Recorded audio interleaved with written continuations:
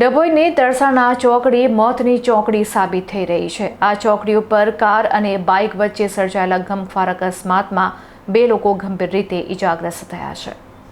ડભોઈ નજીક આવેલી વ્યસ્ત તરસાણા ચોકડી હવે વાહન ચાલકો માટે મોતની ચોકડી સાબિત થઈ રહી છે। વહેલી સવારે આ સ્થળે કાર અને બાઇક વચ્ચે જોરદાર ટક્કર થતા ગમખ્વાર અકસ્માત સર્જાયો હતો।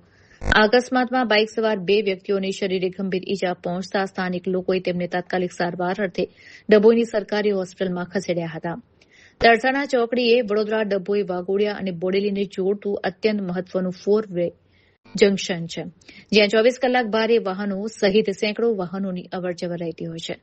આટલી સંવેદનશીલ ચોકડી હોવા છતાં માર્ગ મકાન વિભાગ અને સ્થાનિક વહીવટીતંત્રની ઘોર નિષ્કાળજી સામે આવી છે।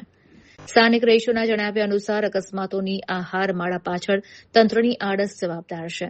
અજાણ્યા વાહન ચાલકો આ સુવિધાઓના અભાવે છેલ્લી ઘડીએ વાહન પરનો કાબુ ગુમાવે છે।